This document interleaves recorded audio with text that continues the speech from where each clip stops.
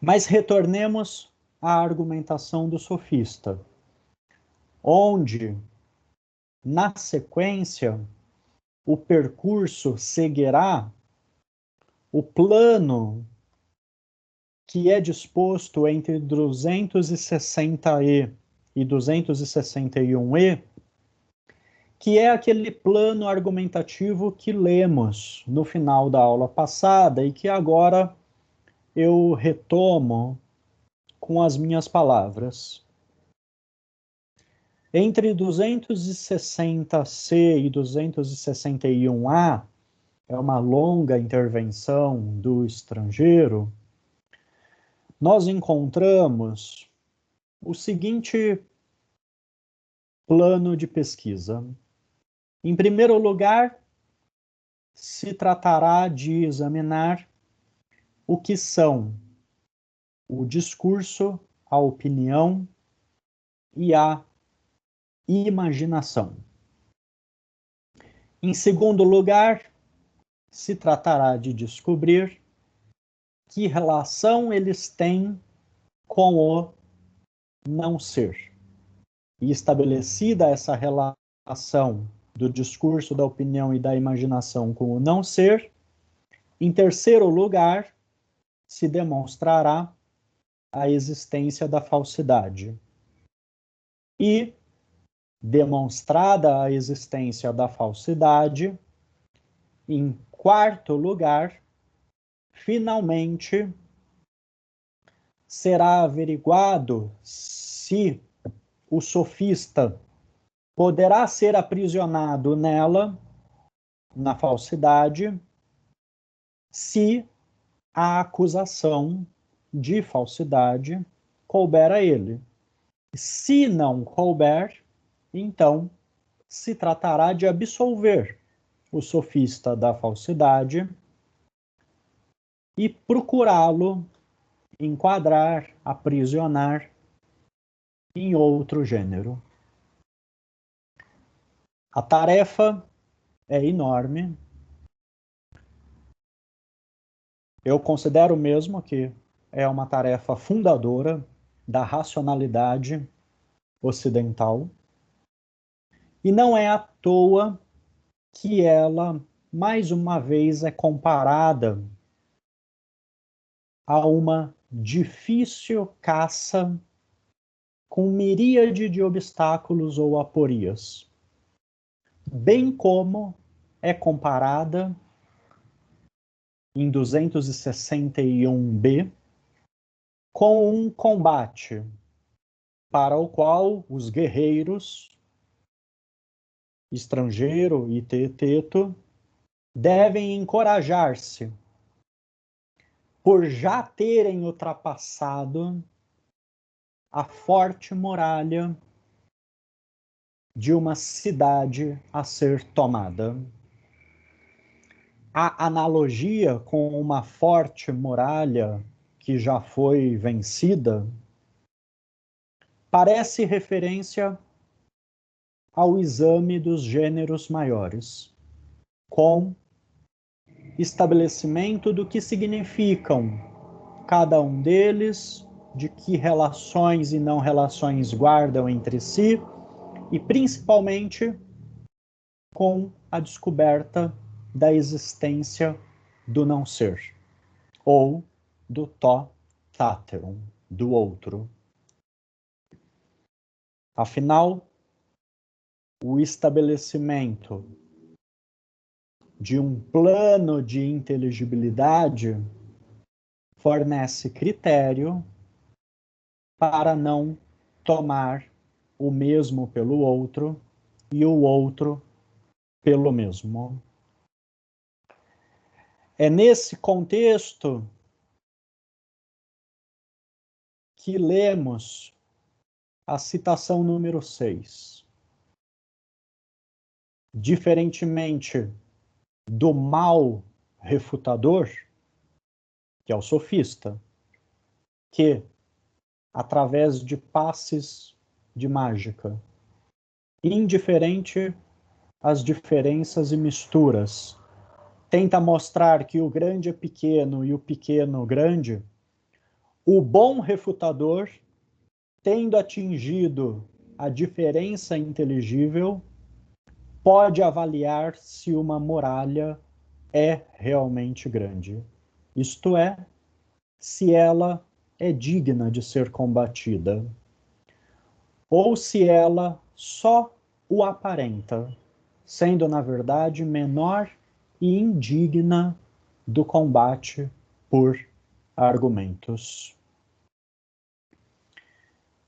Eu continuo logo para a nossa citação número 7, porque nela o Marcelo Marques complementa o que acabamos de ler ao nos dar maior compreensão também da responsabilidade epistêmica e ética que uma teoria da argumentação e do discurso reclama, responsabilidade que o sofista não conserva em suas práticas discursivas e condutas na cidade, ao nutrir uma indiferença em relação ao verdadeiro e ao falso, e assim ao não guardar compromisso com a racionalidade. Leiamos, citação número 7. A indiferença com relação aos procedimentos justos de refutação significa tanto confundir o que é mesmo com o que é outro, quanto não se preocupar com o bem do seu interlocutor. Jogar com os contrários, puramente pelo prazer de fazê-lo, frequentemente se associa a ter como objetivo produzir no outro efeitos incompatíveis com a busca ou percepção da verdade. Assim procedem os jovens e os velhos, essa é a posição no diálogo, né? Assim procedem os jovens e os velhos que começam tarde, ou todos aqueles que ainda não adquiriram o hábito de manter contato com os seres, de se aproximar do que é realmente.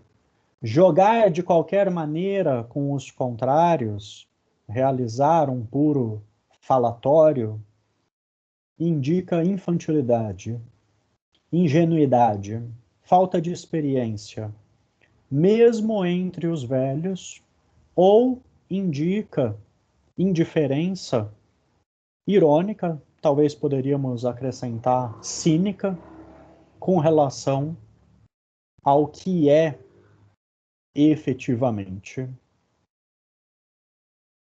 Fim de citação. E eu retorno, então, para 261D, onde, levando a cabo aquele plano em 4 etapas que eu parafraseei, o estrangeiro resgata o modelo da associação entre as formas e as letras, mas para agora pensar a associação ou não associação no discurso entre palavras, notadamente entre nomes e verbos. E a partir daqui nós veremos com mais clareza que a teoria do discurso desenvolvida se dá simultaneamente como uma teoria da significação e uma teoria da predicação. Então, resgatando o modelo da associação ou participação entre as letras, que lá anteriormente serviu de modelo, junto com o outro, da participação e não participação entre os tons musicais, para se vislumbrar as relações entre as formas, agora esse mesmo modelo é aplicado para compreendermos a relação entre os nomes. E num primeiro momento, a partir daqui de 261D, num primeiro momento, o que aparece como ônoma, como nomes,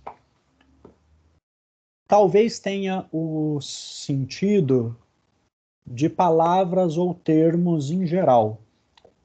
E na sequência eles serão melhor precisados como uma classe gramatical distinta da classe dos verbos. Mas, por ora, de maneira indistinta, a relação entre os nomes são examinadas segundo aquelas mesmas três hipóteses de participação irrestrita, de não participação absoluta e, em terceiro lugar, de participação parcial entre os nomes. Então, em primeiro lugar, a hipótese apresentada é se todos os nomes associam-se, encaixam-se, combinam-se com todos. Em segundo lugar, a hipótese se nenhum nome combina com nenhum, se associa a nenhum. Isso a gente encontra exatamente em 261D. E a terceira hipótese é se alguns nomes se combinam com alguns e outros não se combinam entre si. Como antes, seja em relação às letras, vogais e não vogais, consoantes, seja em relação aos tons musicais, graves e agudos, seja em relação às formas, vogais e não vogais, pervasivas e não pervasivas. Aqui também, com os nomes, a hipótese que prevalecerá será a terceira, aquela que o Goldschmidt chamava de hipótese média, segundo a qual nem tudo se une a tudo e nem nada se une a nada. Mas uns se ligam entre si e outros não se ligam. Para desenvolver essa terceira hipótese, será preciso discernir a diferença entre a mera sucessão de nomes ditos uns após os outros, sem critério e sem ligação, sem simploquê. Então, a distinção dessa mera sucessão de nomes, que por ser uma sucessão destituída de critério, não estabelece uma simploquê, um entrelaçamento entre eles, distinguir isso da verdadeira ligação entre nomes, e a verdadeira ligação entre nomes é a que estabelece uma simploquê entre os nomes, porque é acompanhada da significação. Isso vai ficar mais claro adiante com exemplos do que seria essa mera sucessão de nomes sem critérios, que é destituída de ligação, de entrelaçamento entre eles e do que é uma sucessão que produz uma significação. E para isso ser melhor explicado, aí agora sim há uma distinção entre classes gramaticais de nomes e verbos. E inclusive com uma definição de cada um desses grupos de palavras. Os verbos em 262A são definidos como exprimindo ações e os nomes são definidos como sinais vocais relativos aos sujeitos que executam as ações.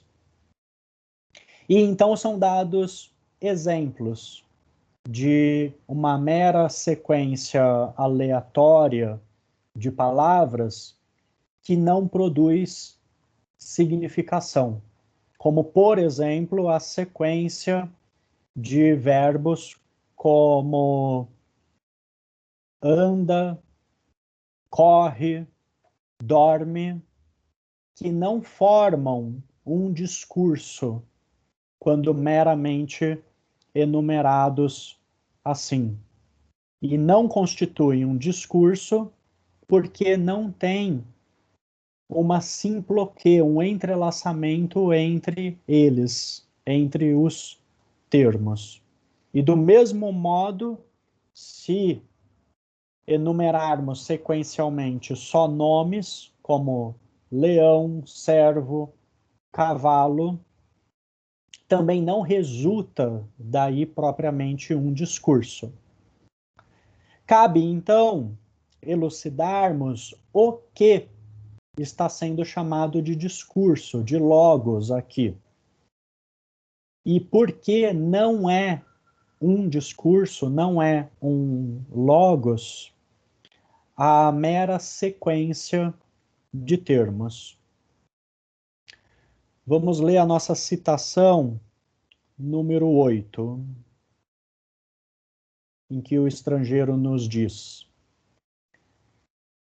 e se dissermos ainda leão, servo, cavalo e todos os demais nomes que denominam sujeitos executando ações, há ainda aqui uma série da qual jamais resultou discurso algum, pois os sons proferidos indicam nem ação, nem inação, nem o ser de um ser. Nota, indicar o ser de um ser significaria dizer algo de algo, significaria fazer uma predicação. Ou de um não ser, pois não unimos verbos aos nomes. Somente unidos haverá o acordo e desta primeira combinação prote simploque nasce o discurso, logos, que será o primeiro e mais breve de todos os discursos, logon.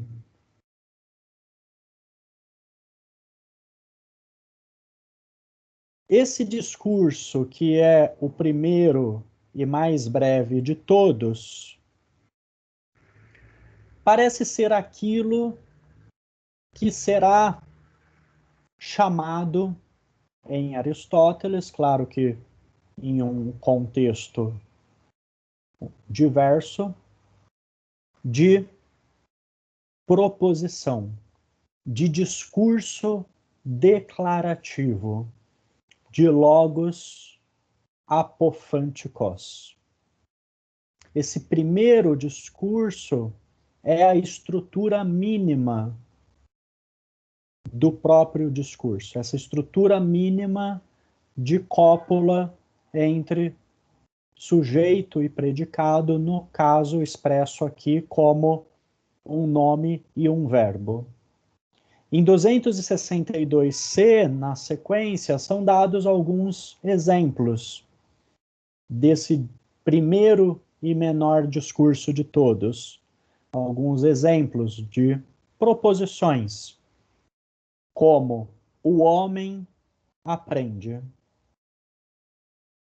que é dito como um discurso porque nos dá alguma informação a respeito das coisas que são, ou se tornaram, ou foram, ou serão.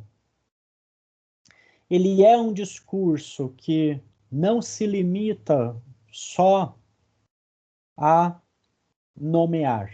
Ele faz mais do que nomear. Por isso aqui há uma justa posição entre teoria da significação e teoria da predicação. E a ênfase maior em 262d, por parte do estrangeiro, é numa constituição do discurso que guardaria certa adequação com a relação das coisas umas com as outras. Isso ele nos faz, ora, comparativamente com as relações entre os gêneros, ora, comparativamente com a relação entre coisas físicas. No caso, em relação aos gêneros, em 262d para E, o estrangeiro nos diz, por exemplo, nos sinais vocais, alguns deles não podem concordar, como entre os gêneros, ao passo que outros, por seu mútuo acordo, criam um discurso. E um discurso sempre continua em 262e, um discurso sobre alguma coisa, o que podemos bem chamar de discurso declarativo. É um discurso que diz algo de algo. Porque sobre o nada, completa o estrangeiro, sobre o nada é impossível haver o discurso.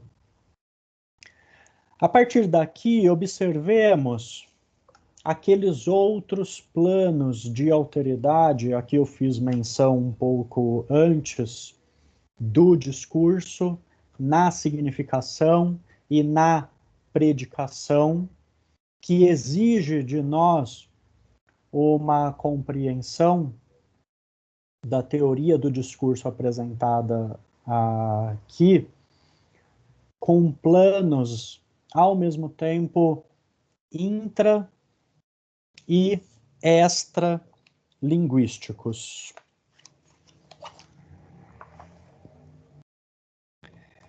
Observemos que, em relação a esses diferentes planos de alteridade agora no discurso, a gente pode distinguir ao menos 3 alteridades em relação ao logos. Uma primeira alteridade é um deslocamento entre o discurso e aquilo de que ele é discurso. Me parece por exemplo, na Apologia de Sócrates, que essa era uma das principais alteridades, como adequação e não adequação do conteúdo do discurso com o estado de coisas a que esse discurso se refere, que era mais problematizada por Sócrates.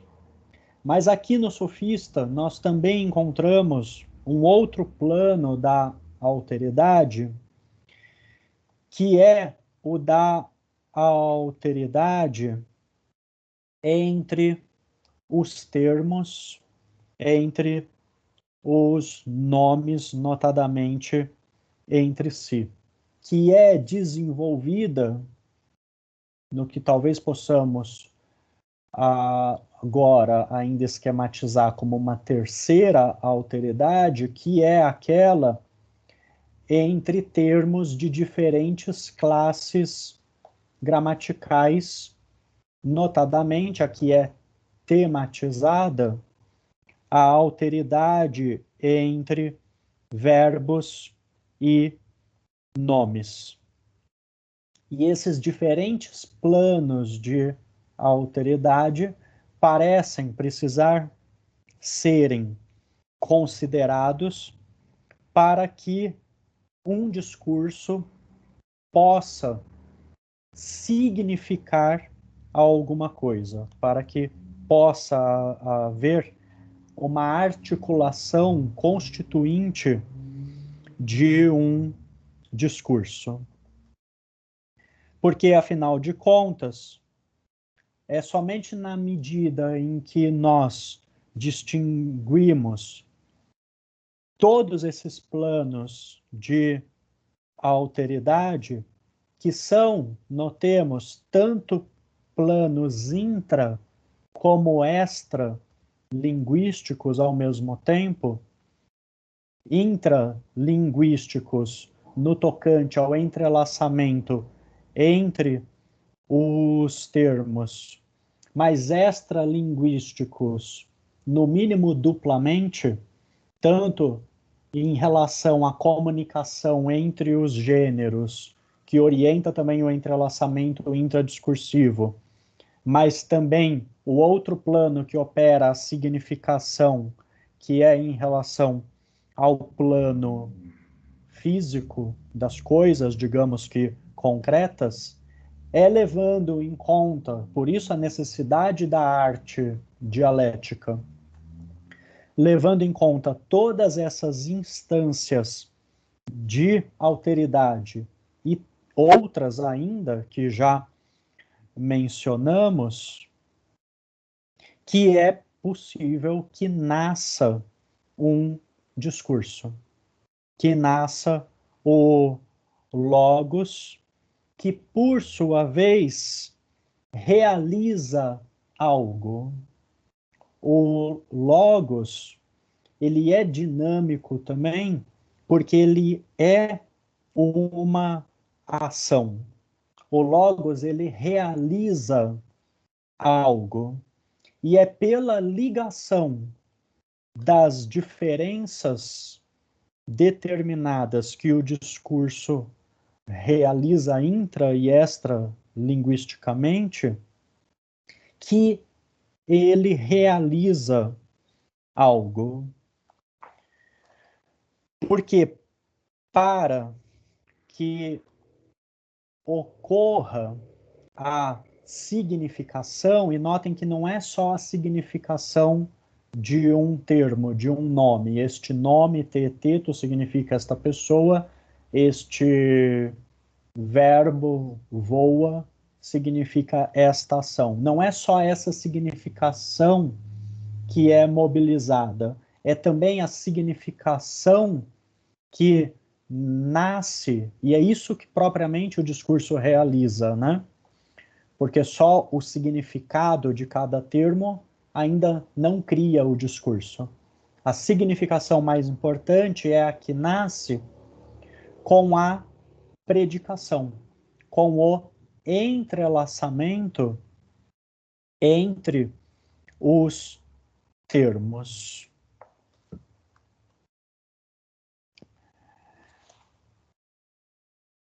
finalmente, a partir disso, nós podemos tratar do que é chamado no diálogo de qualidade do discurso. O que aparece como poion é o mesmo termo que Aristóteles utilizará para a categoria de qualidade, mas num outro desenvolvimento, né? Aqui, a qualidade do discurso, que não deve ser concebida também como um elemento acidental do discurso, mas, ao contrário, é um elemento essencial.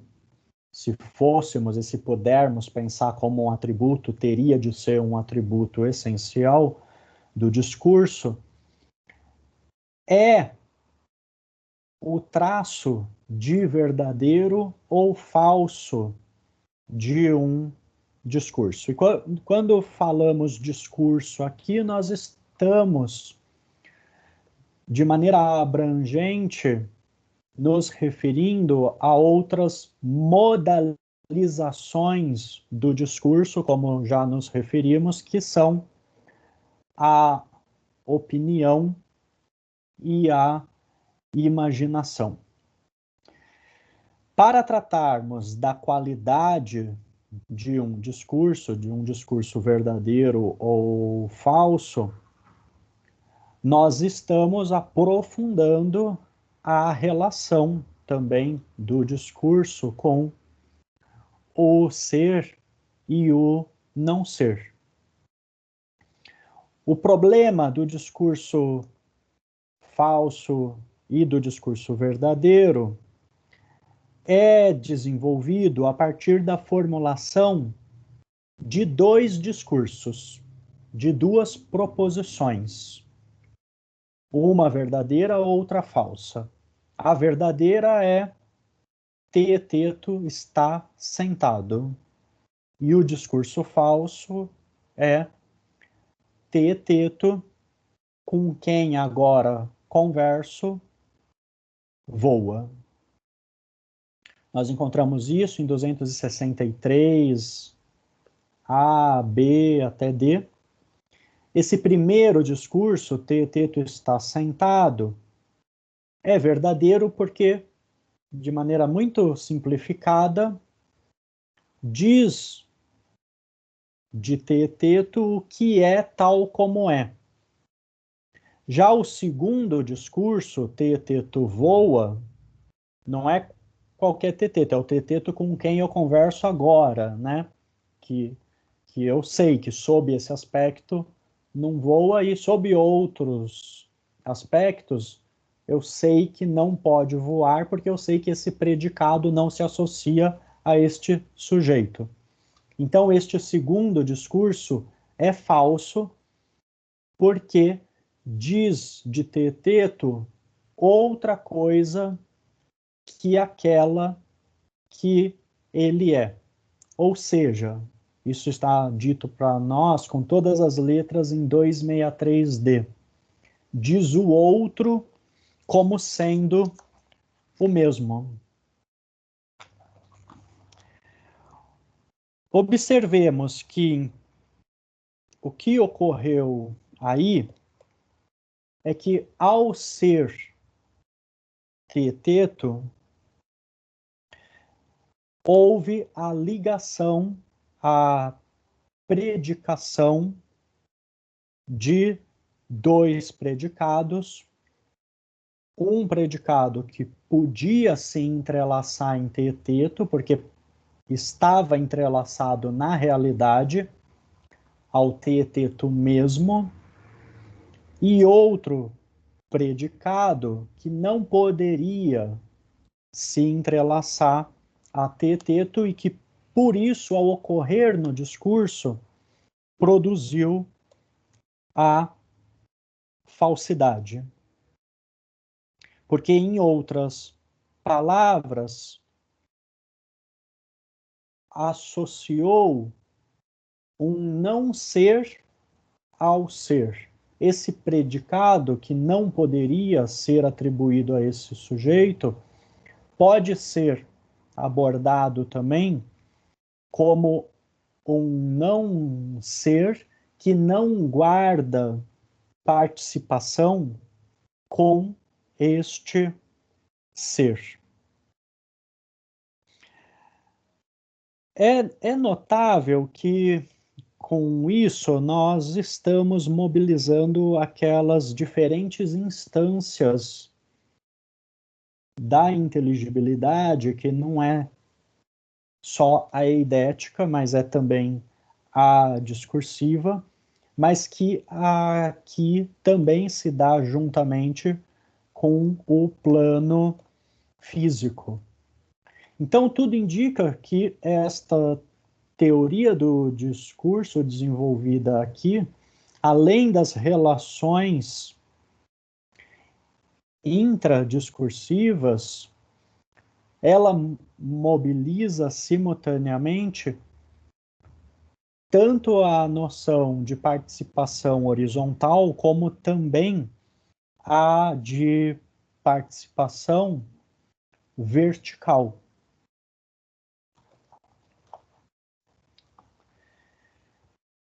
O próprio diálogo adiante, ele aprofunda esse esclarecimento sobre o que é o discurso falso, nos apresentando talvez a definição mais acabada que podemos encontrar no diálogo sofista do discurso falso. Eu vou localizá-la para lermos juntos.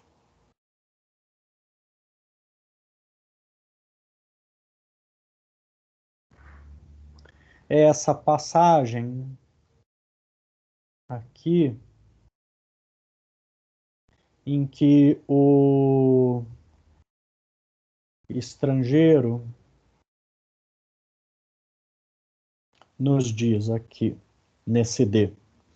Assim, o conjunto formado de verbos e de nomes que enuncia a teu respeito o outro como sendo o mesmo e o que não é como sendo, eis exatamente ao que parece a espécie de conjunto que constitui real e verdadeiramente um discurso falso.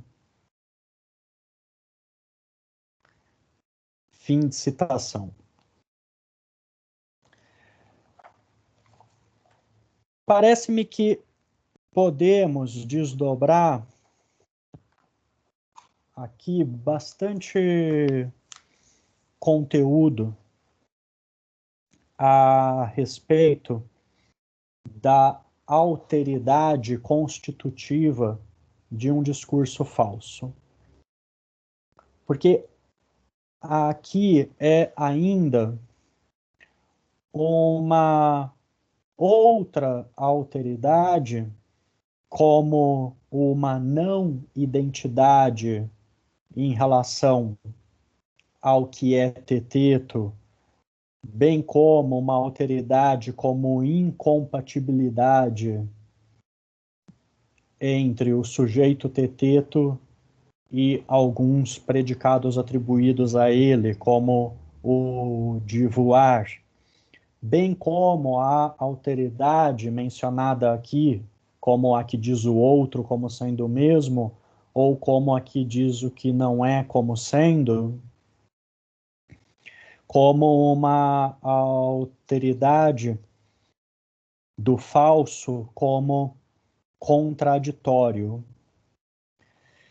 Ou seja, parece-me decorrer daqui exatamente do discurso falso, por sua vez, alguns planos de alteridade que explicam por que um discurso é falso. Um primeiro plano seria esse do discurso falso como expressando uma alteridade sem adequação com a realidade. Uma alteridade como uma não identidade que expressa o falso porque o que diz é outro do que aquilo que pertence ao sujeito. Mas além dessa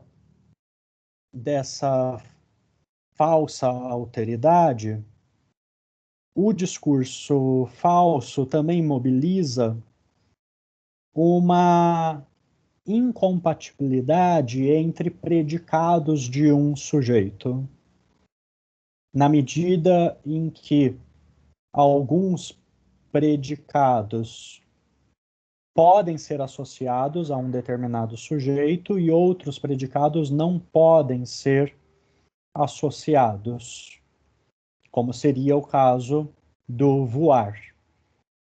O que, por sua vez, pode ainda ser expressado como o contraditório, sendo o falso, na medida em que o enunciado falso, como acabamos de ler, aqui a ênfase na contradição é clara, expressa o outro como o mesmo ou expressa o não ser como sendo. É notável que nessa apresentação do discurso falso que acabamos de ler também, há a mobilização dos três gêneros pervasivos, dos três gêneros vogais: o ser, o outro e o mesmo, que parecem então ser constitutivos de todo e qualquer discurso. O que acrescenta agora com todas as letras o mesmo, como também sendo um gênero que todo e qualquer discurso participa juntamente com a sua participação no ser e no não ser.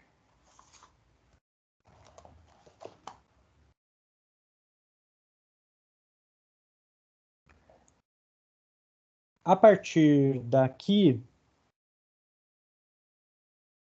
o diálogo avança propriamente para as modalizações do discurso, que são a dianoia, o pensamento, a doxa, a opinião,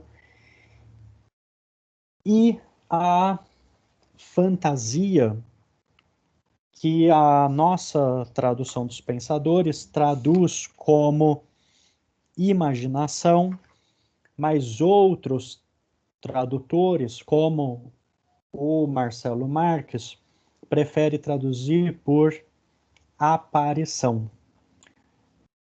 As duas traduções são possíveis nesse caso para a fantasia, porque é um uso da fantasia que é distinto daquele uso que acontece no mais das vezes como fantasma, que é o simulacro.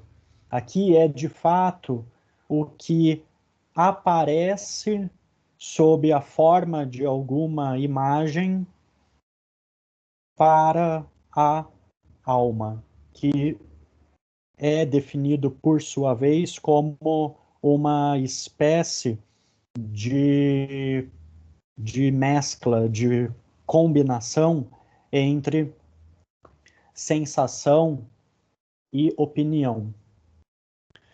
Essas modalizações do discurso aparecem agora, a partir de 263D, porque também guardam a qualidade, a bivalência, que antes foi a bivalência da proposição, podemos dizer, com esse vocabulário mais aristotélico, mas que também guardam, por afinal de contas, serem modalizações do discurso, essa bivalência de falsidade e de verdade. Nesse final desta sessão, há uma definição a partir de 263E, principalmente, e ao longo de 263E até 264B, há uma definição de cada uma dessas modalidades do discurso. O pensamento e o discurso tendo quase a mesma distinção, com a diferença de que a dianoia, o pensamento, ele é interior. Ele é definido como um diálogo interior e silencioso da alma consigo mesma. É aquela definição de pensamento que será tão cara a Hannah Arendt. Ela cita reiteradamente essa definição de pensamento, segundo a concepção dela de pensamento, para pensar, sobretudo, a banalidade do mal e distinguindo do julgamento. É uma outra fortuna, né, do diálogo sofista, mas aqui, então, a única distinção entre o pensamento e o discurso é que o pensamento, a dianoia, é interior e o discurso tem expressividade. Ele tem uma exterioridade, porque ele é a corrente, ele é definido assim, exatamente, como a corrente que emana da alma e sai pelos lábios em emissão vocal. Já a opinião, ela tem um sentido aqui que nós poderíamos dizer que é um sentido de juízo, porque ela se constitui pela afirmação e negação. De modo que a doxa pode se dar tanto na dianoia como no logos, tanto no pensamento silenciosamente, como no próprio logos emitido discursivamente. E ela é, como afirmação ou negação, como que a conclusão do pensamento, ou por intermédio da sensação que, pela imaginação e combinação da sensação e opinião, ocorre como imaginação. Vamos procurar organizar melhor essas definições que nós encontramos aqui de pensamento, discurso, opinião e imaginação ou aparição, que é fantasia. Recapitulando, então, o pensamento ele é identificado ao discurso, mas ele é sempre discurso em movimento.